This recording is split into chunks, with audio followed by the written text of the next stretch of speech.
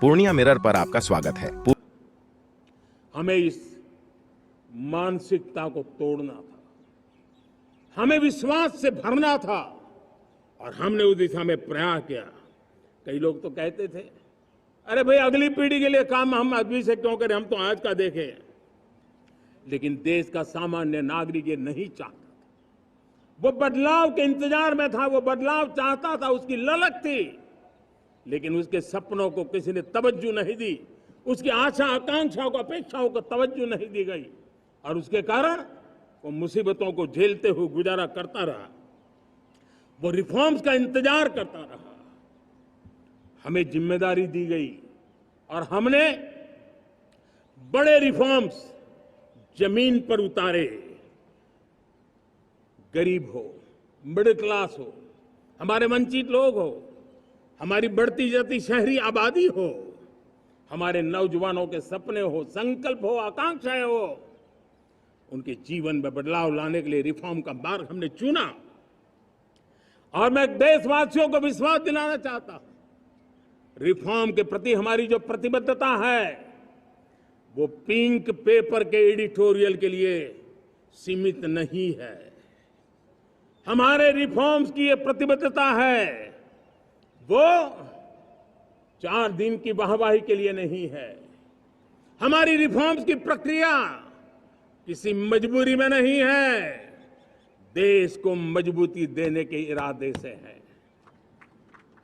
और इसलिए मैं आज कह सकता हूं, रिफॉर्म्स का हमारा मार्ग एक प्रकार से ग्रोथ की ब्लूप्रिंट बनी हुई है।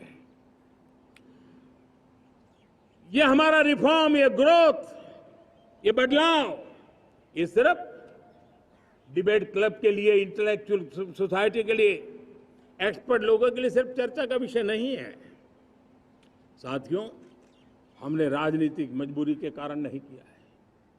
हम जो कुछ भी कर रहे हैं वो राजनीति का भागा गुणा करके नहीं सोचते हैं। हमारा एक ही संकल्प होता है, नेशन फर्स्ट, नेशन फर्स्ट, राष्ट्रहित सुप्रीम, ये मेरा भारत महान बने, इसी संकल्प को लेकर के हम कदम उठाते हैं। साथियों, जब रिफॉर्म की बात आती है, एक लंबा परिवेश है। अगर मैं उसकी चर्चा में चला जाऊंगा तो शायद घंटों निकल जाएंगे, लेकिन मैं एक छोटा सा उदाहरण देना चाहता हूं। बैंकिंग क्षेत्र में जो रिफॉर्म हुआ, आप सोचिए बैंकिंग क्षेत्र का क्या हाल था। न विकास होता था, न विस्तार होता था, न विश्वास बढ़ता था। इतना ही नहीं,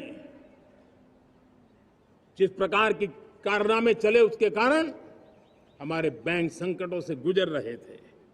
हमने बैंकिंग सेक्टर को मजबूत बनाने के लिए अनेकविध रिफॉर्म्स किए और आज उसका कारण हमारी बैंक विश्व में जो इन्हीं गुनी मजबूत बैंक के हैं उसमें भारतीय बैंकों ने अपना स्थान बनाया है।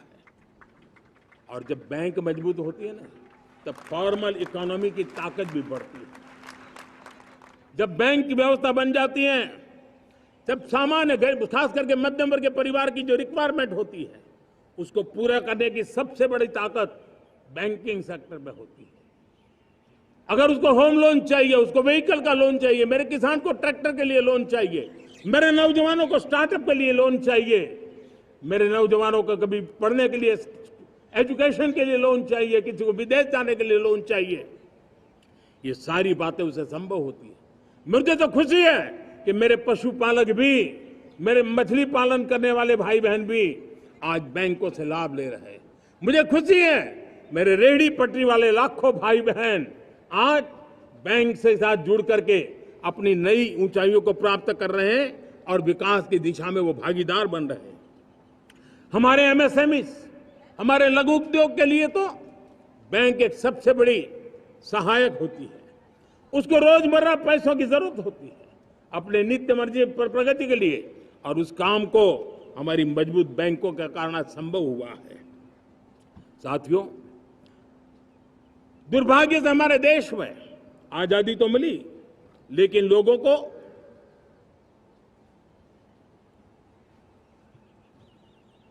एक प्रकार से माई बाप कल्चर से गुजरना पड़ा। सरकार के पास मांगते रहो, सरकार के पास हाथ फैलाते रहो, किसी की सिफारिश के लिए रास्ते खोजते रहो, वही कल्चर डेवलप हुआ था।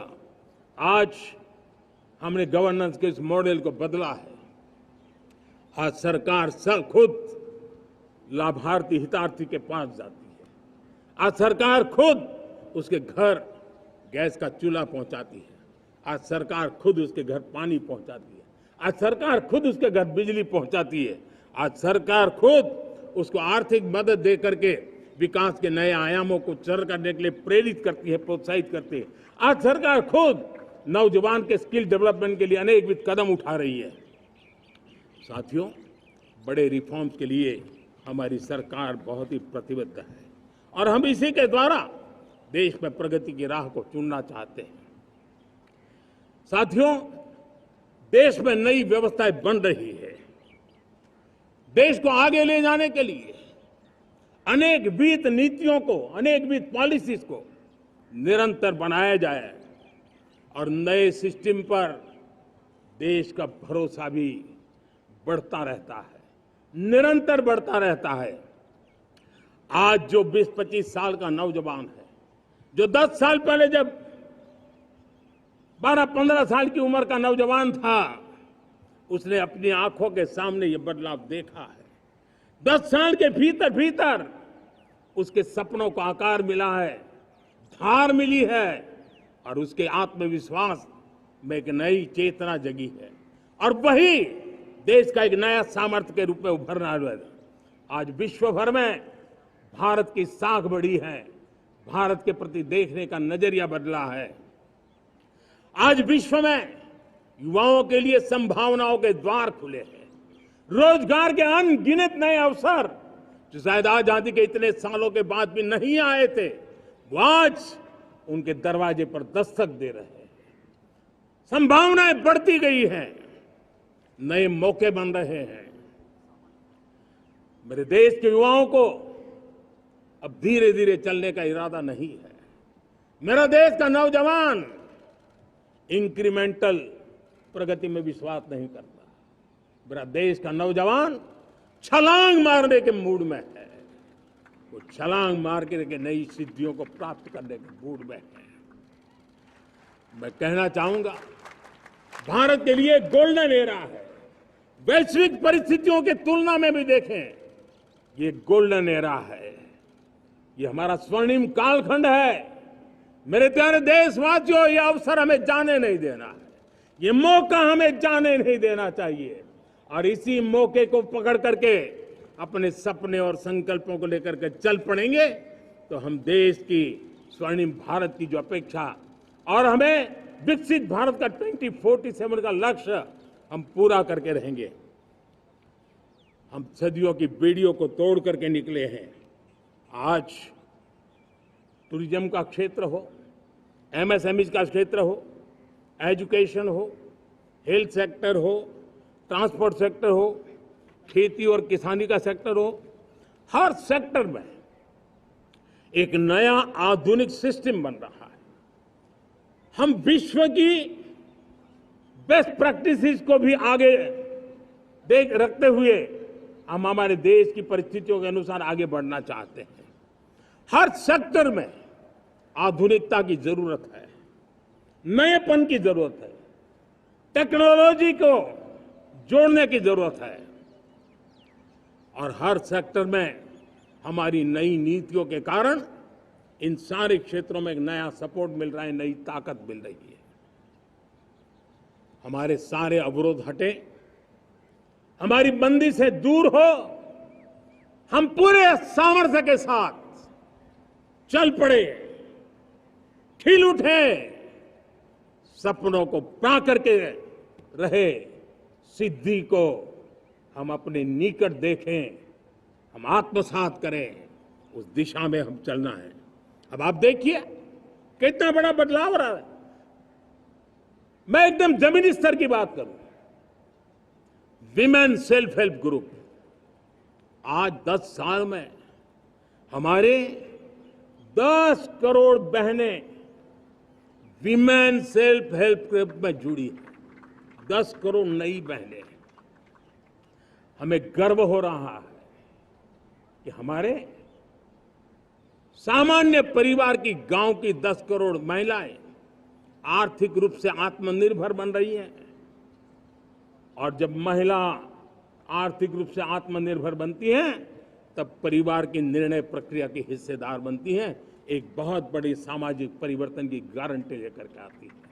मुझे गर्व है इस बात पर, लेकिन साथ साथ मुझे गर्व इस बात का भी है कि हमारे सीईओ आज दुनिया भर के अंदर अपनी धाक जमा रहे हैं। भारत के हमारे सीईओ विश्व भर में अपनी धाक जमा रहे हैं। हमारे लिए खुशी की बात है कि एक तरफ मेरे सीईओ दुनिया भर में नाम कमा रहे हैं, भारत का नाम बढ़ा रहे हैं, तो दूसरी तरफ विमेन सेल्फ हेल्प ग्रुप से 1 करोड़ मेरी सामान्य परिवार की माताएं बहनें लखपति दीदी बनती है। मेरे लिए ये भी उतना ही गर्व की बात है। अब हमने सेल्फ हेल्प ग्रुप को 10 लाख रुपए से 20 लाख रुपए देने का निर्णय किया है। अब तक 9 लाख करोड़ रुपए बैंकों के माध्यम से हमारे इन विमेन सेल्फ हेल्प ग्रुप को मिले हैं, और जिसकी मदद से वो अपने अनेकविध कामों को बढ़ावा रहे हैं। मेरे साथियों, मेरे नौजवान इस तरफ ध्यान दें। स्पेस सेक्टर एक फ्यूचर है हमारे साथ जुड़ा हुआ, एक महत्वपूर्ण पहलू है। हम उस पर भी बल दे रहे हैं। हमने स्पेस सेक्टर में बहुत रिफॉर्म किए हैं। जिन बंधनों में हमने स्पेस सेक्टर को बांध के रखा था, उसे हमने खोल दिया है। आज सैकड़ों स्टार्टअप्स स्पेस के सेक्टर में आ रहे हैं। वाइब्रेंट बनता जाता हमारा स्पेस सेक्टर भारत को एक शक्तिशाली राष्ट्र बनाने का एक महत्वपूर्ण अंग है, और हम इसको दूर की सोच के साथ मजबूती दे रहे हैं। आज private satellite, private rocket launch हो रहे हैं। ये गर्व की बात है। आज मैं कह सकता हूं, जब नीति सही होती है, नियत सही होती है और पूर्ण समर्पण से राष्ट्र का कल्याण यही मंत्र होता है, तो निश्चित परिणाम हम प्राप्त करके रहते हैं। मेरे प्यारे देशवासियों, आज देश में नए अवसर बने, तब मैं कह सकता हूं 2 चीजें और हुई जिसने विकास को एक गति दी है, विकास को एक नई छलांग दी है। और ये है, पहला है आधुनिक इंफ्रास्ट्रक्चर का निर्माण। हमने इंफ्रास्ट्रक्चर को आधुनिक बनाने की दिशा में बहुत बड़े कदम उठाए हैं। और दूसरी तरफ सामान्य मानव के जीवन में जो बाधाएं हैं, ईज ऑफ लिविंग का हमारा जो सपना है, उस पर भी हमने उतना ही बल दिया है। पिछले 1 दशक में अभूतपूर्व इंफ्रास्ट्रक्चर का विकास हुआ है। रेल हो, रोड हो, एयरपोर्ट हो, पोर्ट हो, ब्रॉडबैंड कनेक्टिविटी हो, गांव-गांव नए स्कूल बनाने की बात हो, जंगलों में स्कूल बनाने की बात हो, दूर सुदूर इलाकों में अस्पताल बनाने की बात हो, आरोग्य मंदिर बनाने की बात हो, मेडिकल कॉलेजों का काम हो, आयुष्मान आरोग्य मंदिरों का निर्माण चलता हो, 60,000 से ज्यादा अमृत सरोवर बने हो, 2 लाख पंचायतों तक ऑप्टिकल फाइबर नेटवर्क पहुंचा हो, नहरों का एक बहुत बड़ा जाल बिछाया जा रहा हो, 4 करोड़ पक्के घर बनना, गरीबों को एक नया आश्रय मिलना, 3 करोड़ नए घर बनाने के संकल्प के साथ आगे बढ़ने की हमारी कोशिश हो। हमारा पूर्वी भारत, नॉर्थ ईस्ट, उसका इलाका आज इंफ्रास्ट्रक्चर के लिए जाने जाना लगा है। और हमने ये जो कायाकल्प किया है, उसका सबसे बड़ा लाभ समाज के उन वर्गों तक हम पहुंचे हैं।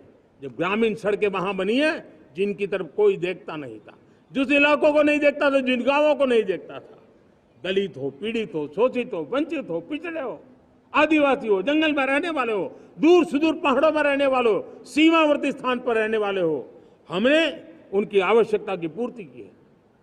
हमारे मछुआरे भाई बहनों की आवश्यकताओं को पूरा करना, हमारे पशुपालकों के जीवन को बदलना, एक प्रकार से सर्वांगीण विकास का प्रयास हमारी नीतियों में रहा, हमारी नीयत में रहा है, हमारे रिफॉर्म में रहा है, हमारे कार्यक्रमों में रहा है, हमारी कार्यशैली में रहा है।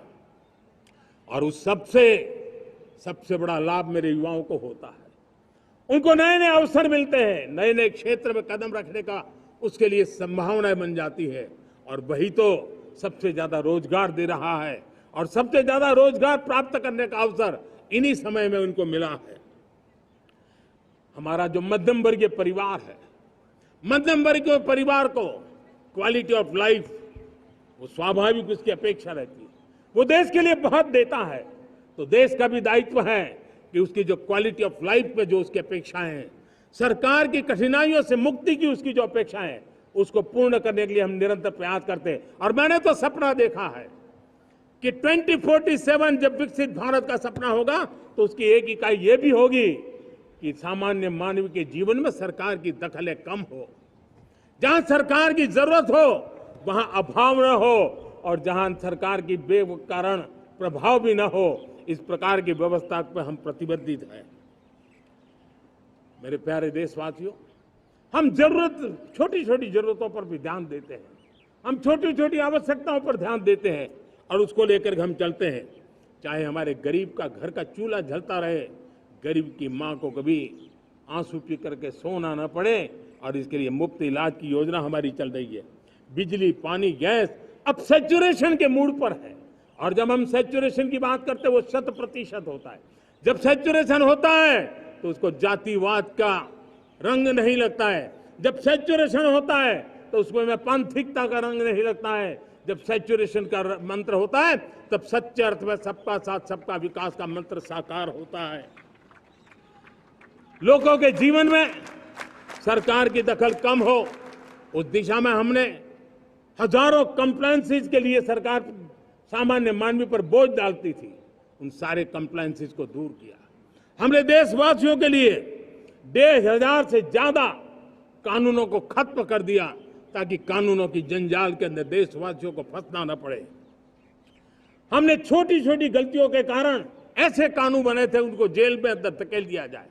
हमने उन छोटे छोटे कारणों से जेल जाने के जो परंपराएं थी, उन सारे कानूनों को नष्ट कर दिया, और उसको कानूनों को जेल भेजने के प्रावधान को व्यवस्था से बाहर कर दिया है।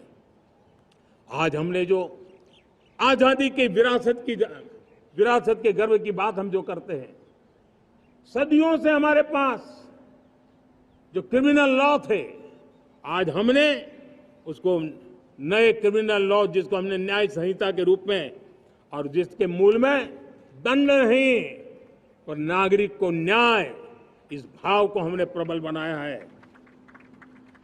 ईज ऑफ लिविंग बनाने के लिए देशव्यापी मिशन में काम करे। हर लेवल पर मैं सरकार के प्रतिनिधियों का आह्वान करता हूं। मैं जनप्रतिनिधि, वो किसी भी दल के क्यों न हो, किसी भी राज्य के क्यों न हो, सबसे आग्रह करता हूं कि हमने एक मिशन मोड में ईज ऑफ लिविंग के लिए कदम उठाने चाहिए। मैं हमारे युवाओं को, प्रोफेशनल्स को, सबको मैं कहना चाहता हूं, आप अपने स्थान पर जहां पर आपको छोटी छोटी दिक्कतें होती है, आप उसके सॉल्यूशन को लेकर के सरकार को चिट्ठी लिखते रहिए। सरकार को बताइए कि बिना कारण की कठिनाई आए उसको दूर करने से कोई नुकसान नहीं है। मैं पक्का मानता हूं आज सरकारें संवेदनशील है। हर सरकार, स्थानीय स्वराज्य की संस्था होगी या राज्य सरकार होगी या केंद्र सरकार होगी, उसको तवज्जो देगी। गवर्नेंस में रिफॉर्म्स, ये हमें विकसित भारत 2047 के सपने के लिए हमने उसको जोर लगा करके आगे बढ़ाना होगा, ताकि सामान्य मानवी के जीवन में अवकाश ही अवकाश पैदा हो, रुकावटें खत्म होती चली जाए। नागरिकों का डिग्निटी ऑफ सिटीजन, नागरिकों के जीवन में सम्मान मिले।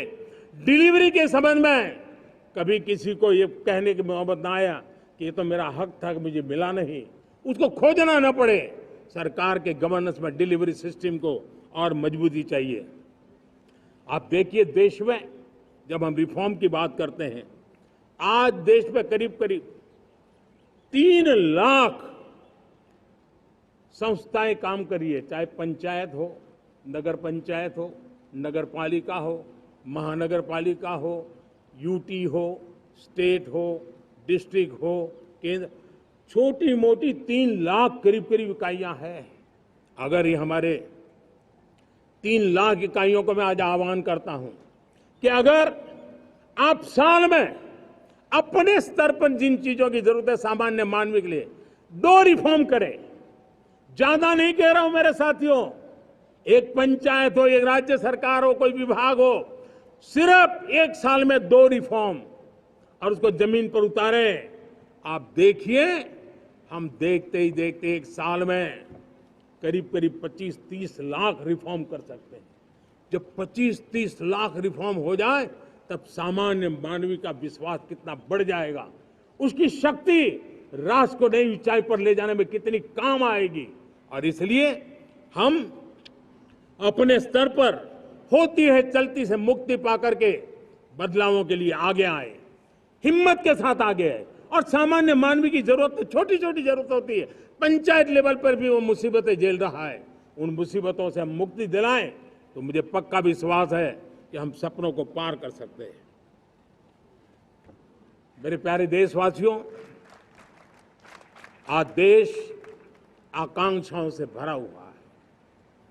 हमारे देश का नौजवान नई सिद्धियों को चूमना चाहता है, नए नए शिखरों पर वो कदम रखना चाहता है। और इसलिए हमारी कोशिश है हर सेक्टर में कार्य को हम गति दें, तेज गति दें। और उसके द्वारा पहले हम हर सेक्टर में नए अवसर पैदा करें। दूसरा, ये बदलती हुई व्यवस्थाओं के लिए जो सपोर्टिव इंफ्रास्ट्रक्चर चाहिए, उन इंफ्रास्ट्रक्चर पर हम बदलाव के मजबूती देने की दिशा में काम करें। और तीसरी बात है, नागरिकों की मूलभूत सुविधाओं के विषय में हम प्राथमिकता दें, उसको बल दें। इन तीनों भारत में एक एस्पिरेशनल सोसाइटी का निर्माण किया है और उसके परिणाम स्वरूप आज समाज खुद एक विश्वास से भरा हुआ है। हमारे देशवासियों की आकांक्षा है, उनके एस्पिरेशंस, हमारे नौजवानों की ऊर्जा हमारे देश के सामर्थ्य के साथ जोड़ करके हम आगे बढ़ने की एक ललक लेकर के चल रहे हैं।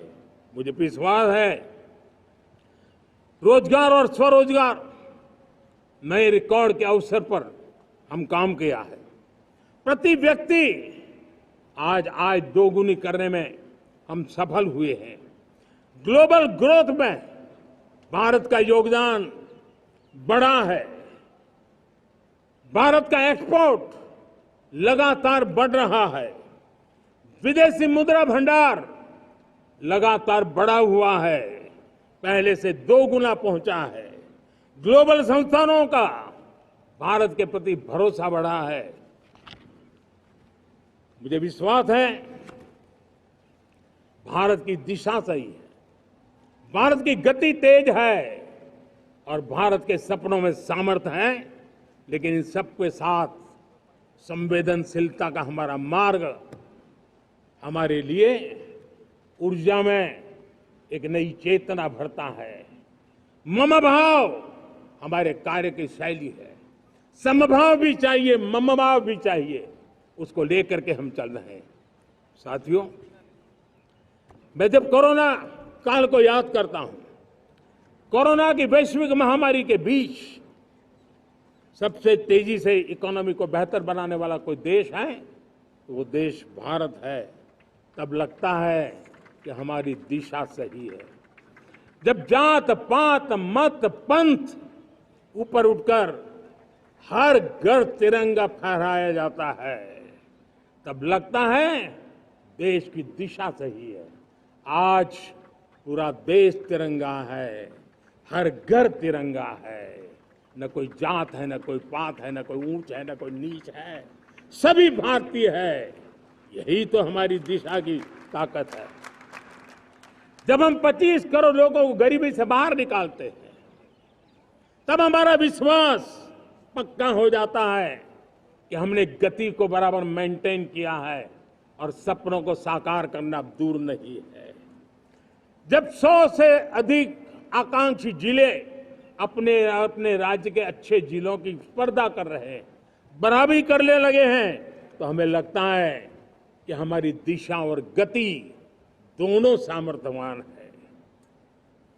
जब हमारे उन आदिवासी साथियों को वो मदद मिलती है, पीएम जनमन के द्वारा उनको जो योजनाएं पहुंची थी, आबादी बहुत छोटी है, लेकिन बहुत दूर सुदूर इलाकों में छुटपुट परिवार रहते हैं, हमने उनको खोज के निकाला है, उनके लिए चिंता की है। तब लगता है कि संवेदनशीलता से जब काम करते हैं तब संतोष कितना मिलता है। वर्किंग वुमेन के लिए पेड मैटरनिटी लीव 12 हफ्ते से बढ़ा करके 26 हफ्ते कर देते हैं। तब सिर्फ नारी का सम्मान ही करते इतना नहीं है, नारी के प्रति संवेदनशील भाव से निर्णय करते इतना नहीं, लेकिन उसके गोद में जो बच्चा पला है ना, उसको एक उत्तम नागरिक बनाने के लिए मां की जो जरूरत है उसमें सरकार रुकावट न बने, इस संवेदनशील भावना से उस निर्णय को हम करते हैं। जब मेरे दिव्यांग भाई बहन भारतीय साइन लैंग्वेज की बात हो या तो सुगम्य भारत का अभियान हो, उसको लगता है कि अब मेरी भी डिग्निटी है, मेरे प्रति देश के नागरिक सम्मान के भाव से देखता है। और पैरालंपिक में तो हमारे खिलाड़ी नई नई ताकत दिखाने लगे हैं। तब लगता है कि ये जो मेरा मम भाव है, हम सबका मम भाव है, उसकी ताकत नजर आती है। हमारे ट्रांसजेंडर समाज के प्रति हम जिस संवेदना के साथ निर्णय बना रहे हैं, हम नए नए कानून बना रहे हैं, उनको सम्मान का जीवन देने के लिए हम प्रयास कर रहे हैं, तब बदलाव की हमारी दिशा सही दिखता है। सेवा भाव से किए गए इन कामों का, जो त्रिविध मार्गों से हम चले हुए, इन कामों का एक सीधा सीधा लाभ आज उसके परिणाम के रूप में हमें नजर आ रहा है। 60 साल बाद लगातार तीसरी बार आपने हमें देश सेवा का मौका दिया है।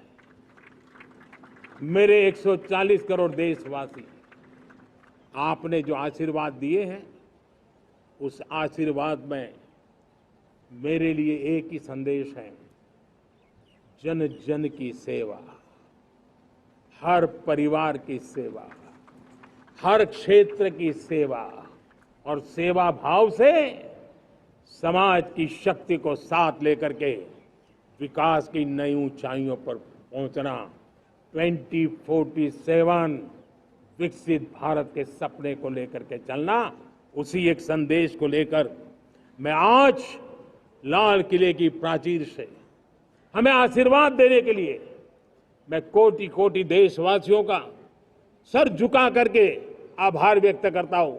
मैं उनके प्रति नतमस्तक होता हूं और मैं उनको विश्वास दिलाता हूं कि हमें नई ऊंचाइयों को नए जोश के साथ आगे बढ़ना है। हमें सिर्फ जो हो गया है वो संतोष मान करके बैठने वाले हम लोग नहीं हैं, वो हमारे संस्कार में नहीं है। हम कुछ और करने के लिए, कुछ और आगे बढ़ने के लिए और कुछ और नई ऊंचाइयों को पार करने के लिए हम आगे बढ़ना चाहते हैं। विकास को, समृद्धि को, सपनों को साकार करने को, संकल्प को लिए जीवन खपाने को हम अपना स्वभाव बनाना चाहते हैं, देशवासियों का स्वभाव बनाना चाहते हैं। मेरे प्यारे देशवासियों, आज नई शिक्षा नीति बहुत एक मात्रा में कई राज्यों ने उसको अच्छा इनिशिएटिव लिए हैं और उसके कारण आज एक 21वीं सदी के अनुरूप हमारी शिक्षा व्यवस्था को जो हम बल देना चाहते हैं और विकसित भारत के सपने के लिए जिस प्रकार से मानव समूह तैयार करना चाहते हैं, नई शिक्षा नीति बहुत बड़ी भूमिका अदा। मैं नहीं चाहता हूं कि मेरे देश के नौजवानों को अब विदेशों में पढ़ने के लिए मजबूर होना पड़े। मध्यम वर्गीय परिवार के लाखों करोड़ों रुपया बच्चों को विदेश पढ़ने के लिए भेजने में खर्च हो जाए। हम यहां ऐसी शिक्षा व्यवस्था का विकसित करना चाहते हैं